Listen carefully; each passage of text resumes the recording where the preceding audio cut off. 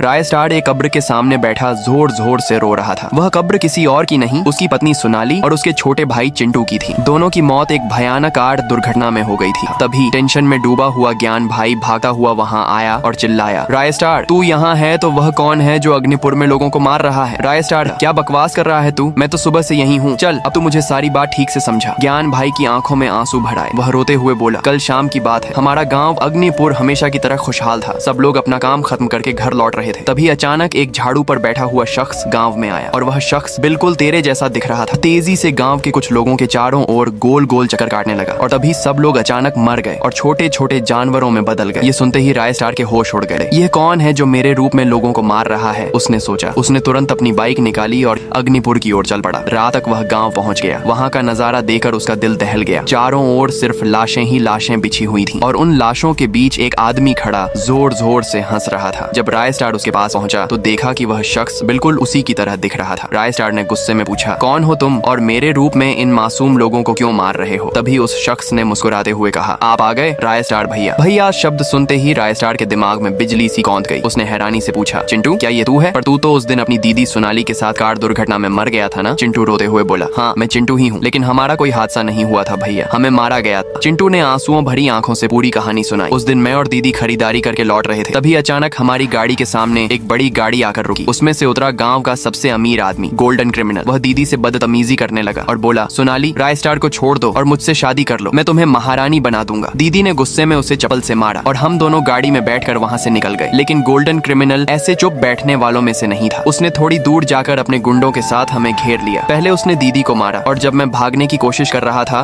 तो उसने मुझे भी पकड़ लिया और मार डाला। फिर उसने हमारी गाड़ी जला दी ताकि लोगों को लगे कि हमारा एक्सीडेंट हुआ है। गांव वालों ने सब देखा, लेकिन गोल्डन क्रिमिनल ने पैसों से सबका मुंह बंद कर दिया। इसलिए अब मैं इन सबको सजा दे रहा हूँ। ये सुनते ही राय स्टार का खून खौल उठा। उसने चिंटू से कहा, अब तू टेंशन मत ले, मैं तेरा और सोनाली का बदला उस गोल्डन क्रिमिनल से जरूर लूंगा। वहीं दूसरी तरफ गोल्डन क्रिमिनल अपने बाप के बड़े से महल में आराम फरमा रहा था। तभी उसका एक गुंडा भागा हुआ आया और बोला, बॉस लगता है राय स्टार को पता चल गया कि आपने सोनाली और चिंटू को मारा था। वह तेजी से यहीं आ रहा है। गोल्डन क्रिमिनल हंसा और बोला, आने दे, वह आ तो जाएगा लेकिन जिंदा वापस नहीं जाएगा। तभी अचानक एक बाइक की गड़गड़ाहट गूंजी और राय स्टार सीधे महल के अंदर घुस आया। उसने सबसे पहले गोल्डन क्रिमिनल के गुंडों को एक एक करके मार गिराया। फिर आया असली मुकाबला, राय स्टार और गोल्डन क्रिमिनल का। दोनों के बीच घमा घमी की भयानक जंग शुरू हो गई। पूरा महल धुएं और चीखों से भर गया। जब धुएं का गुब्बार छोटा तो गोल्डन क्रिमिनल का शरीर टुकड़े टुकड़े होकर जमीन पर बिखरा पड़ा था। राय स्टार ने अपनी पत्नी सोनाली और भाई चिंटू का बदला पूरा कर दिया।